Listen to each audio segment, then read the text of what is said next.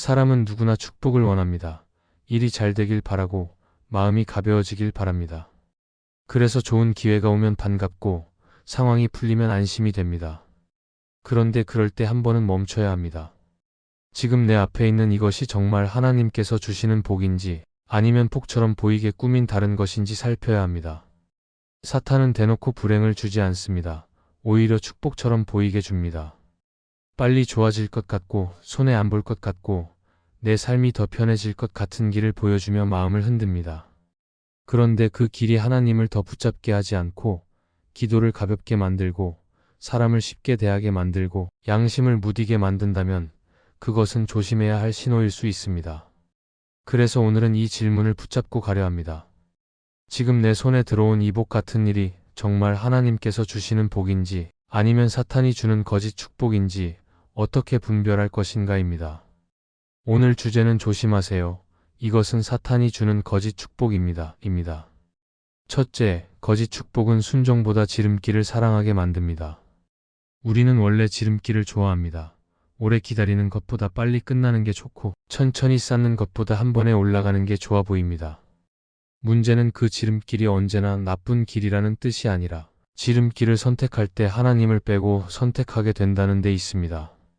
내 계산이 먼저 앞서고 내 마음이 먼저 달려가고 하나님께 묻는 시간이 점점 줄어드는 것입니다.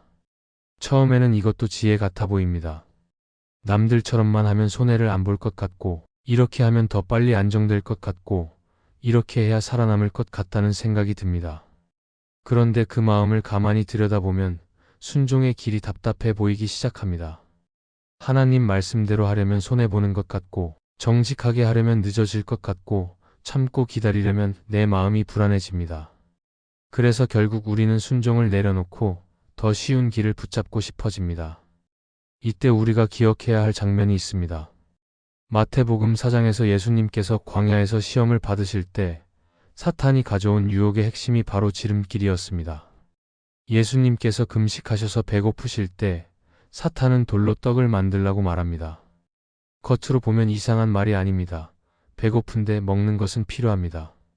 하지만 그 유혹은 단순히 음식 문제가 아니라 아버지의 뜻을 기다리는 순종을 버리고 지금 당장 내 방법으로 해결하라는 유혹이었습니다. 또 성전 꼭대기에서 뛰어내리라고 하며 하나님이 천사로 받쳐주실 거라고 말합니다.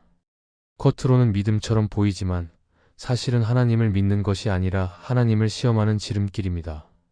마지막으로 세상 나라의 영광을 보여주며 자기에게 절하면 다 주겠다고 말합니다. 이것이야말로 십자가 없이 왕관을 얻는 길입니다. 고난 없이 영광, 순종 없이 열매, 기다림 없이 성취, 사탄은 이렇게 지름길을 축복처럼 포장합니다. 그래서 거짓 축복은 처음부터 우리를 무너뜨리는 모양으로 오지 않습니다. 오히려 우리를 도와주는 것처럼 옵니다. 나를 살려주는 것처럼 보이고 나를 편하게 하는 것처럼 보입니다. 그런데 그 길을 붙잡을수록 마음이 이상해집니다. 하나님 앞에서 당당하지가 않습니다. 기도할 때 말이 짧아집니다. 말씀을 펼치면 마음이 불편해집니다. 누군가 정직을 말하면 괜히 공격처럼 들립니다. 그리고 점점 내 안에 이런 말이 자라납니다. 이번만 괜찮아. 이 정도는 다 해. 어쩔 수 없어. 나중에 회복하면 돼.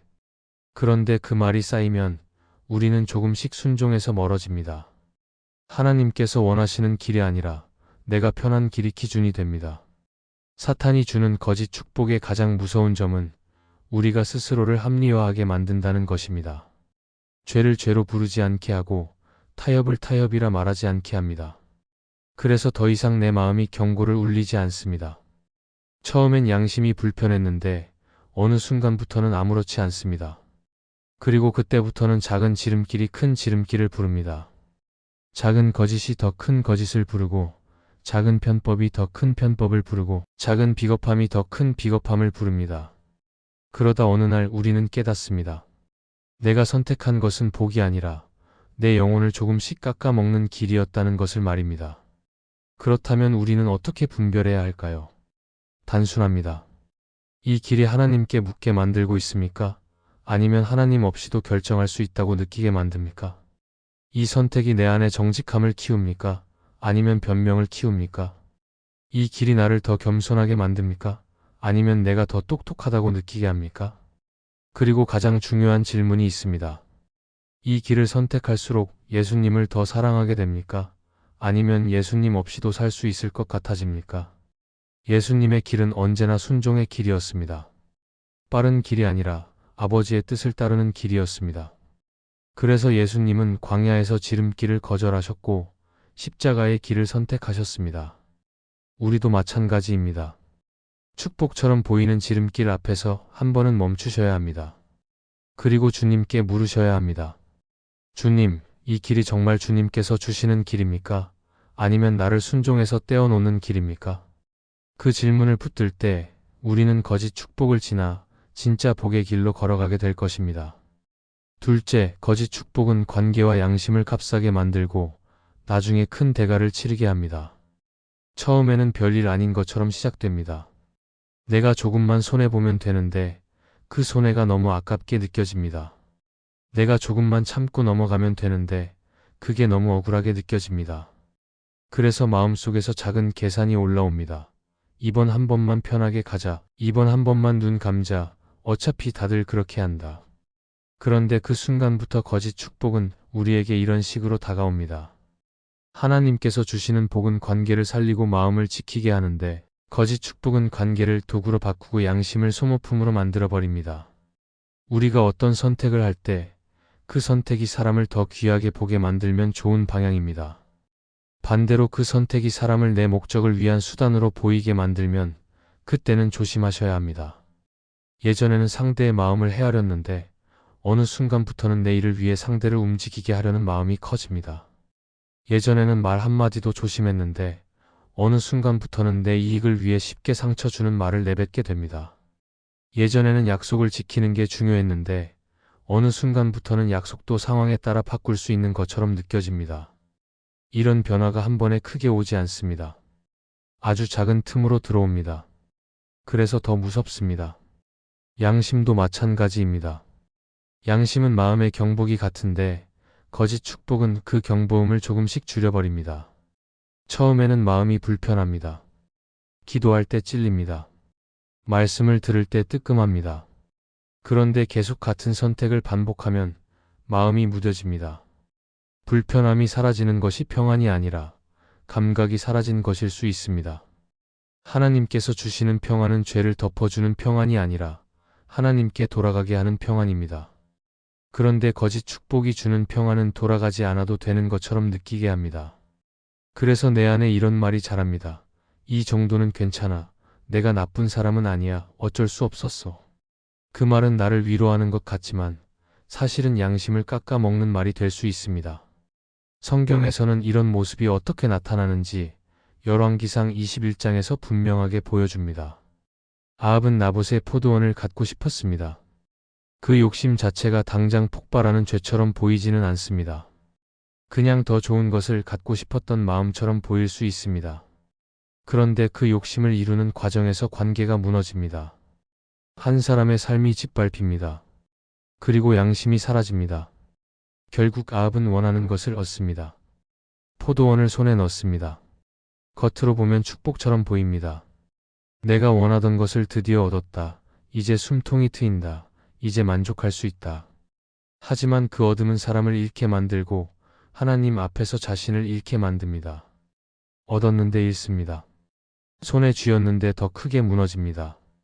거짓 축복이 가진 무서움이 바로 여기 있습니다.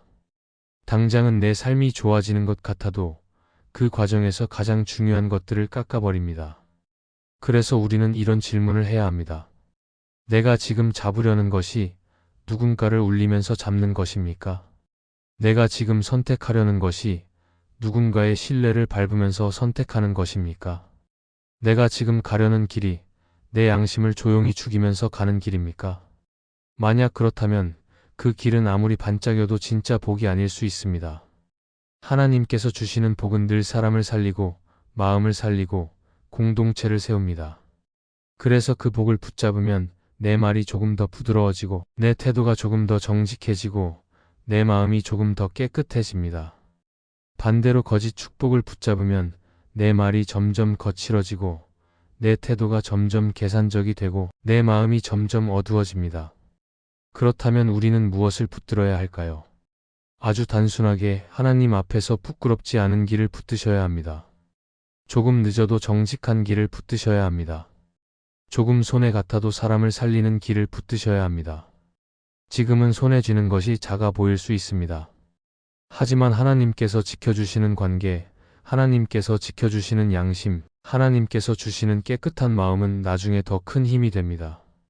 그리고 그 길을 걸을 때 우리는 거짓 축복이 주는 달콤함을 이기고 하나님께서 주시는 참된 복을 조금씩 더 분명하게 맛보게 될 것입니다. 셋째, 거짓 축복은 하나님 없이도 살 수 있다는 착각을 줍니다. 처음에는 그럴듯합니다. 내가 노력했고, 내가 공부했고, 내가 버텼고, 내가 선택했으니 지금의 결과는 당연하다고 느껴집니다. 물론 우리의 수고가 의미 없다는 말이 아닙니다. 하나님은 우리가 성실하게 살아가길 원하시고 게으름을 칭찬하지도 않으십니다. 그런데 문제는 일이 잘 풀리기 시작할 때 마음이 어느 방향으로 기울어지느냐입니다. 잘 될 때 하나님께 더 가까이 가면 복입니다. 그런데 잘 될수록 하나님이 멀어지고 기도는 줄고 말씀은 뒤로 밀리고 예배는 부담이 된다면 그때는 조심하셔야 합니다. 거짓 축복은 이렇게 속삭입니다. 이제 너는 괜찮아. 이제 너는 혼자서도 할 수 있어. 이제 하나님 없이도 충분해. 그리고 그 말이 마음에 자리 잡으면 신앙은 점점 장식처럼 변합니다. 필요할 때만 꺼내는 것, 위급할 때만 붙드는 것, 그래서 평소에는 없어도 되는 것처럼 여겨집니다. 우리는 사실 이런 방식에 익숙합니다. 힘들 때는 하나님을 찾습니다. 눈물이 나고 길이 막히면 기도라도 해야 합니다. 그런데 신기하게도 일이 풀리면 하나님을 찾는 마음이 줄어듭니다. 오늘은 바쁘니까, 지금은 괜찮으니까, 나중에 여유 생기면 그 말이 쌓입니다. 그러다 보면 하나님과의 관계는 점점 얇아집니다. 겉으로는 멀쩡한데 속은 메말라 갑니다. 마음은 예전보다 덜 감사하고 덜 떨리고 덜 기뻐합니다. 내가 원하는 것을 얻었는데 이상하게 마음이 더 공허합니다. 거짓 축복이 주는 착각이 바로 이것입니다. 겉은 채워지는데 속은 비어가는 것입니다. 이때 우리가 기억해야 할 말씀이 있습니다. 신명기 8장에서 하나님은 이스라엘에게 분명히 경고하십니다. 너희가 배부르고 좋은 집에 살고 소유가 많아질 때 그때 조심하라고 하십니다. 왜냐하면 그때 마음이 높아져서 하나님을 잊을 수 있기 때문입니다. 이 말씀은 우리에게도 너무 현실적입니다. 부족할 때는 하나님을 붙들지만 풍성해지면 내가 주인처럼 살기 쉽습니다. 그래서 어느 순간부터는 마음속에서 이런 생각이 나옵니다. 내가 잘해서 된 거야. 내가 감각이 있으니까. 내가 사람을 잘 만나서. 내가 운이 좋아서. 물론 사실일 수도 있습니다. 그런데 그 생각이 하나님을 밀어내는 방식으로 자라면 그때는 신호가 분명합니다. 거짓 축복이 하나님 자리를 빼앗고 있다는 뜻입니다. 사탄이 원하는 것은 단순히 우리를 힘들게 만드는 것이 아닙니다. 사탄이 더 바라는 것은 우리가 하나님 없이도 괜찮다고 느끼게 만드는 것입니다. 왜냐하면 하나님 없이도 괜찮다고 느끼는 순간 우리는 기도하지 않습니다. 기도하지 않으면 하나님의 음성보다 내 생각이 커집니다. 내 생각이 커지면 죄에 대한 경계도 약해집니다. 그리고 결국 하나님 없이 내 삶을 운영하려고 합니다. 처음에는 잘 굴러가는 것처럼 보일 수 있습니다. 오히려 이전보다 더 잘 굴러가는 것처럼 보일 수도 있습니다. 하지만 그 안에는 큰 위험이 있습니다. 하나님을 잃어버리는 위험입니다. 하나님이 없는 성공은 겉으로는 높아 보일지 몰라도 속은 무너질 수 있습니다. 하나님이 없는 안정은 평안처럼 보일지 몰라도 사실은 불안의 씨앗을 품고 있을 수 있습니다. 그래서 우리는 잘 될 때 더 점검해야 합니다. 내가 요즘 기도가 줄었는지 보셔야 합니다. 말씀을 펼치면 마음이 기쁜지 아니면 귀찮은지 보셔야 합니다. 예배가 내 삶의 중심인지 아니면 일정 속의 하나인지 보셔야 합니다. 무엇보다 내가 하나님께 감사하는 횟수가 줄었는지 보셔야 합니다. 감사가 줄어들면 하나님을 잊고 있다는 신호일 때가 많습니다. 그리고 하나님을 잊는 순간 마음은 더 쉽게 흔들립니다. 작은 일에도 화가 나고 사람 말에 크게 흔들리고 만족이 오래 가지 않습니다. 왜냐하면 하나님이 주시는 기쁨이 아니라 내가 쥐고 있는 것으로 기쁨을 만들려고 하기 때문입니다. 그러면 우리는 어떻게 다시 중심을 잡을 수 있을까요? 복이 왔을 때 그 복을 내 능력의 증명으로 삼지 말고 하나님 은혜의 초대장으로 보셔야 합니다. 하나님께서 나를 사랑하시기에 주셨다고 고백하며 더 하나님께 가까이 가셔야 합니다. 잘 풀릴수록 더 기도하시고 더 겸손히 감사하시고 더 작게 자신을 낮추셔야 합니다. 하나님이 주신 복은 하나님께서 멀어지라고 주신 것이 아니라 하나님께 더 가까이 오라고 주신 것입니다. 이 방향을 붙들면 우리는 거짓 축복의 착각을 지나 진짜 복의 길을 걸어가게 될 것입니다. 넷째, 거짓 축복은 결국 열매로 드러납니다. 처음에는 진짜인지 가짜인지 잘 안 보일 때가 많습니다. 포장도 그럴듯하고 분위기도 좋아 보이고 사람들도 다 괜찮다고 말합니다. 그래서 우리는 겉모양으로 판단하기 쉽습니다. 그런데 하나님은 겉모양보다 열매를 보게 하십니다. 마태복음 7장에서 예수님은 나무는 그 열매로 안다고 말씀하십니다. 지금 당장은 좋아 보여도 시간이 조금 지나면 그 선택이 어떤 열매를 맺는지 드러난다는 뜻입니다. 그래서 거짓 축복을 분별하는 가장 현실적인 방법은 이것입니다. 이 일이 내 삶에 어떤 열매를 남기고 있는지, 내 마음과 관계에 어떤 흔적을 남기고 있는지 차분히 보는 것입니다. 거짓 축복의 특징은 처음엔 달콤한데 시간이 갈수록 마음이 메말라 간다는 것입니다. 처음엔 자신감이 생긴 것 같았는데 어느 순간부터 불안이 커집니다. 처음엔 자유로워진 것 같았는데 어느 순간부터 더 묶입니다. 처음엔 내가 똑똑해진 것 같았는데 어느 순간부터 사람을 내려다보게 됩니다. 처음엔 얻은 것이 많은 것 같았는데 어느 순간부터 감사가 줄어듭니다. 이런 열매가 자라고 있다면 그 시작이 아무리 멋져 보여도 조심하셔야 합니다. 왜냐하면 하나님이 주시는 복은 마음을 더 밝게 만들고 사람을 더 귀하게 보게 하고 감사와 겸손을 더 깊게 만들기 때문입니다. 여기서 중요한 건 열매는 겉에서만 나타나지 않는다는 점입니다. 열매는 마음에서 먼저 자랍니다. 기도가 줄어드는 열매, 예배가 가벼워지는 열매, 말씀을 피하게 되는 열매, 사람을 이용하게 되는 열매, 작은 거짓을 괜찮게 여기는 열매가 자라기 시작하면 나중에는 삶 전체가 그 열매의 맛을 닮아갑니다. 그래서 어떤 선택 앞에서 우리는 꼭 물어야 합니다. 이 선택이 나를 더 정직하게 만듭니까? 아니면 더 영리하게만 만듭니까? 이 선택이 내 안에 평안을 남깁니까? 아니면 설명하기 어려운 불안과 초조를 남깁니까? 이 선택이 내 주변 사람을 살립니까? 아니면 내 성공을 위해 사람을 밀어냅니까? 열매로 보셔야 합니다. 열매는 결국 거짓을 숨기지 못합니다. 그래서 저는 기도를 아주 중요한 기준으로 권하고 싶습니다. 거짓 축복은 기도를 싫어합니다.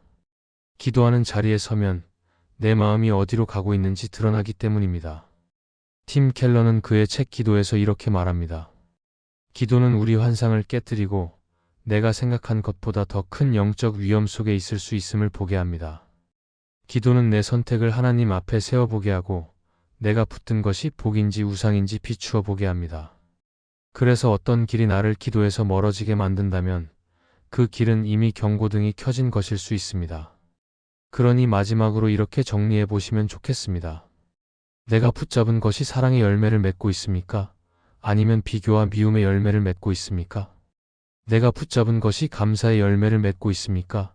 아니면 불평과 당연함의 열매를 맺고 있습니까? 내가 붙잡은 것이 정직의 열매를 맺고 있습니까? 아니면 변명과 숨김의 열매를 맺고 있습니까? 그리고 무엇보다 내가 붙잡은 것이 하나님께 더 가까이 가게 합니까? 아니면 하나님 없이도 살 수 있을 것 같게 합니까? 열매를 보시면 길이 보일 것입니다. 하나님이 주시는 복은 시간이 갈수록 더 맑아지고 더 따뜻해지고 더 사람을 살리는 열매로 남게 될 것입니다. 이 말씀이 마음의 은혜가 되셨다면 좋아요와 구독으로 함께 해주세요. 그리고 댓글에 아멘이라고 남겨주시면 하나님의 은혜가 더 많은 사람들에게 전해질 것입니다. 여러분의 삶 위에 하나님의 은혜가 언제나 함께 하시기를 바랍니다.